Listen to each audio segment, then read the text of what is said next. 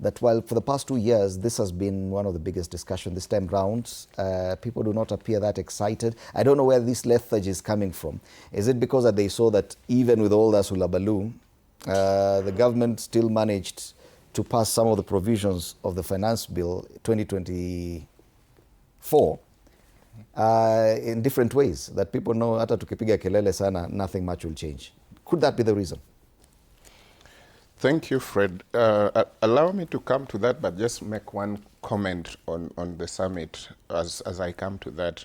I saw things. I saw the Prime Cabinet Secretary yesterday on one of our national televisions, and everything looks great in terms of content, who is supposed to be there and all that. But now, just one question I kept asking myself. France-Africa Summit, Russia-Africa Summit, US-Africa Summit, India-Africa Summit, Japan-Africa Summit. Everybody has agenda for Africa except Africans themselves. Because rarely do we see Africa calling themselves on the table other than the normal AU sessions that usually will be there. When did we ever hear that Africa has called themselves, the corporates, the organizations, the governments, every sector of economy of Africa is sitting down to just strategize, talk, agree, take one position, common position on agenda that is for the interest of Africa? Because when you talk about France-Africa Summit, last time I was here, I told you, there's always a common rule. When you get into the deal, find out who the fool in the deal is. If you can't see one, you are the fool in that deal. So Africa, I am not sure whether Africa has found out who the fool in the deal is with this Russia-Africa Summit, France-Africa Summit. Everybody has got agenda they want to do with Africa, except Africa themselves having agenda for themselves. Why is it so difficult for Africa to just gather its people and all their sectors of economy and sit down and take a position? If it is something around climate, take a position by yourself, not France gathering us, not Russia gathering us, not US gathering us, or any other big economy. Maybe that is what is bothering me. Other than that, everything looks great because everybody who gathers Africa have got serious agenda, everything that looks really good. When we are talking about, I saw the Prime Cabinet Secretary talking about signing around 11 tools. It sounds great, sounds perfect. Some of them will help us decongest the city, evacuate 30,000 people within 1 hour. Looks great, sounds great, but must France be the one gathering us to discuss that? Why can't we sit down by ourselves as Africa and discuss that and say, this is it, and agree that on this we are going to look for France now to actually help us? Other than the French who have twisted it a little to call it Africa Forward, it looks like in this deal, France has nothing. They are just looking for Africa because the summit is actually Africa Forward. Who is the fool in the deal? That is what I would still ask. All right. Other than that, others will call it Russia Africa, US Africa, India Africa, Japan Africa, and all that. But this time, it is also being held in Africa. Another twist, because every other time our president usually flies to Russia, Japan, or wherever. But because one of them complained in one of the last summits, now the French have decided, let's take it to Africa, and actually tried to even bring it to Anglophone so that it looks so neutral, so no agenda for French except Africans. Now coming to your question, the finance bill. The reason why I think sometimes it might not have brought the kind of heat it has brought in the past 2 years, financial years, could be 2 reasons, and it could be on different sides of the aisle.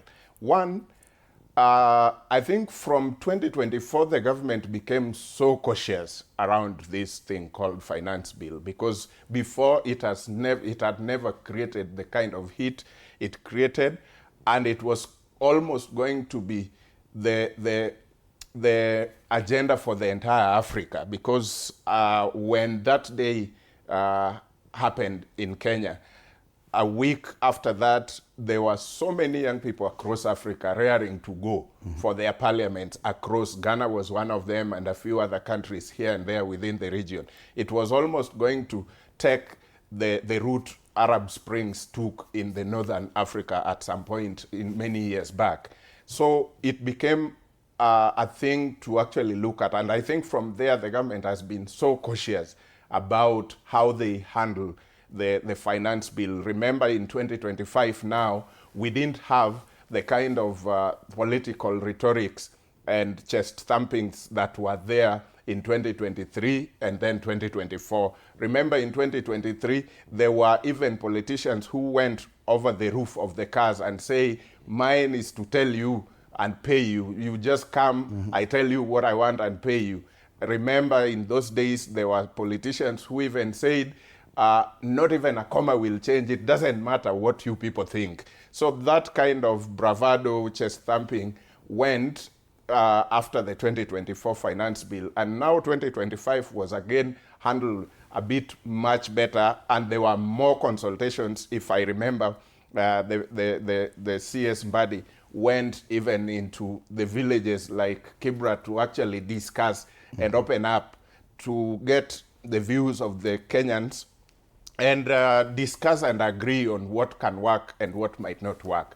Again, the memorandums that were taken before the committee were looked at more serious than the way they were looking at those memorandums before. Okay. So I think on the side of government, there was some calm, there was some climbing down to actually take into consideration what Kenyans think and what Kenyans want about the finance bill. But on the side of the people, again, there was a hitch after the 2024 finance bill because it metamorphosized without clear reasons from finance bill to Ruto must go to many other things, to one term now. So some people have not been able to connect these things because they look legitimate. But again, when you look at the history from where we sit and how politics have been done in this country, you realize there were a lot more of politics than just the finance bill. Because again, when the president tried to stand strong, he was defeated.